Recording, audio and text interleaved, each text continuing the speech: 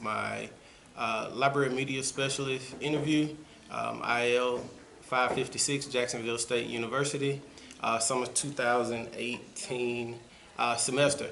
And right now I'm sitting with one of two parts of our library staff, and I'll allow her to introduce herself.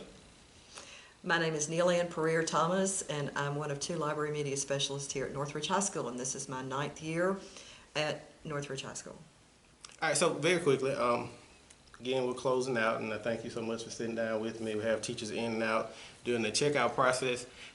Just really quickly, just in detail, what exactly is your job description? Well, my job description is to be accessible and welcoming to both students and staff here at Northridge High School and put them in contact with whatever print materials or digital materials that they need to either do research if they're a student or help the teachers with their classwork to put them in touch with, make them aware of what is available out there that they can use to supplement their class materials. Great.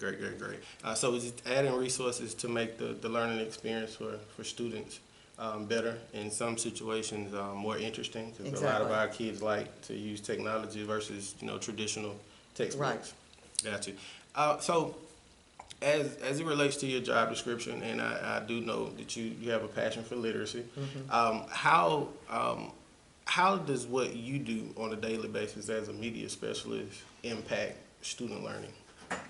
I'm hoping that I encourage students to check out books for reading for pleasure. That's my main goal, is to put books in the hands of students that tell me, I don't like to read. Well, you just haven't found the right book, because books take you places. Books are an escape. Books help you travel. I just love when students will check out a book that maybe I've said, I think you'll like it if you'll just give it a try. But my passion is literacy, and I just feel like if you a reader, you're going to have better vocabulary, you're going to be a better writer, and I think it's going to give you a higher self-concept, because then you're able to understand the material that you're reading in class. But the kids that come here that do not have that foundation or that background are at a real disadvantage, and so my goal is to try to help them improve across the board academically. Definitely. And as we're talking about that and improving students across the board, you and I are working together with my girls' basketball team, which drives me to my next question. Things that you do for the student population that are somewhat outside of your traditional job description. Like I said, this is my 9th year here, and when I first came, I was in charge of classworks testing. And that took a great deal of time that was outside of my typical normal job description. And then the next 3 or 4 years, I was in charge of access students. Not completely in charge, there are 2 or 3 teachers that had students on their roll, but access is online learning, where they take classes that sometimes are offered here at school, but a lot of times are not, like personal finance. We don't offer a personal finance class. So they take it online through Alabama Distance Learning. So those children were on my roll, and I had about 70 students last year. This year, they decided I would do community work-based, and so I was going to be the facilitator for the community work-based class, and I have 113 students on my 2 class roles for that. So that's not on my library job description, but I found out a long time ago that whatever is needed to be done in a school, you do it if they ask you to do it. Yes, because if you have an undergraduate degree and a master's degree, pretty much you can cover anything that they ask you to do. Exactly. Yes, and so I do that outside. Shall I seg into PD to go into your question? I attend every year this fabulous class that's offered through the Bureau of Educational Research called Young Adult Literature and How to Use It in Your Program. And so I go to Birmingham for this class. It's all day. It's a seminar, I guess you'd say, a workshop. And the lady that teaches it reads over 300 books every year, and she comes and presents us with a big, thick book. And of the 300 and something books that are in there, she will talk about 100 of them, but then she will narrow it down even further to give us the 12 best nonfiction, the 12 best fiction books. Oh, cool. So I come back to school supercharged about this and wanting to talk about it to everybody. So I work with the English teachers to come up with the summer reading list. And this year, I had tried to do this last year, and it didn't happen quite the way we thought it would. But I had talked to the football coach last year about putting a book into all the football players' hands while they were up here working out in the summer. This year we got it where it happened before the end of the school year, and because he was so excited about it, and a student came back to me and had read the book in one day, I approached Coach Bothwell and said, let's do this for the girls' basketball team. So we are doing that, and this is a first time ever shot at this idea, and I'm so excited about it, as you know. Definitely, likewise. I'm just on fire about it. Likewise, I was open to the idea, from the jump. Now, even with my first suggestions, you were very open to saying, "Hey, Coach, look, let's be realistic about this." He picked out a 400-page book, y'all. It's not gonna happen. So with that, it definitely gives me a different spin on how to impact students and introduce them to new habits. And I think the book is called 7 Habits of Highly Effective Teens by and Sean Covey.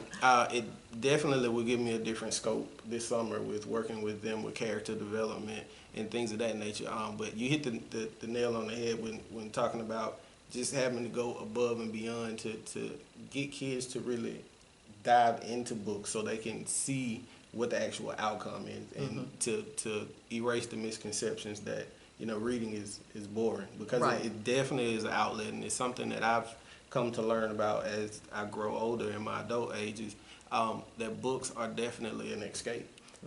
And so I thank you so much for everything that you do. But your passion will then carry over to the basketball team's passion, and so Exactly, that's yes, the reason you have to have the coaches on board to do this. Yes, ma'am, because they'll And model. I could talk all day on this, I'm sorry.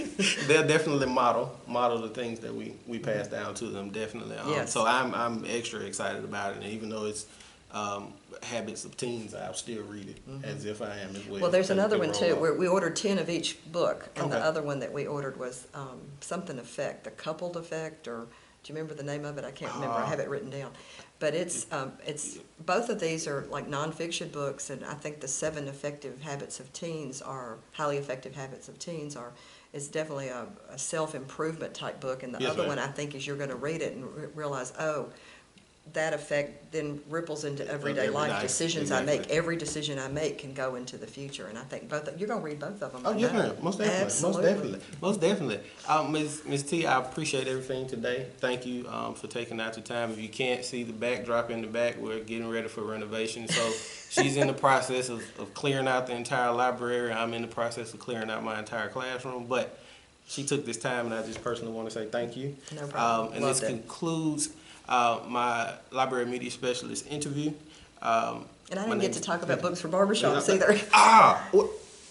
We're putting books in barbershops this summer, and I'm so excited about it. This happened at a Harlem experiment. They've done this for 8 years. It's called Barbershops, Books for Barbershops, and so you can Google that, or you can Google ABC Person of the Week, Ypsilanti, Michigan. This fabulous barber there gives the students $2 if they read to him while he's cutting their hair. They pay him for the haircut, he gives them $2 for reading a book. I was like on fire with this idea because I'm just on fire for literacy. So I just could talk all day about this. But I wanted to get that in there. So y'all Google that and see what's going on out there. We're not all dull, boring people. I appreciate you guys once again. My name is Jason Bothwell, and this is my library media specialist interview, Jacksonville State University, summer 2018 semester. Thank you.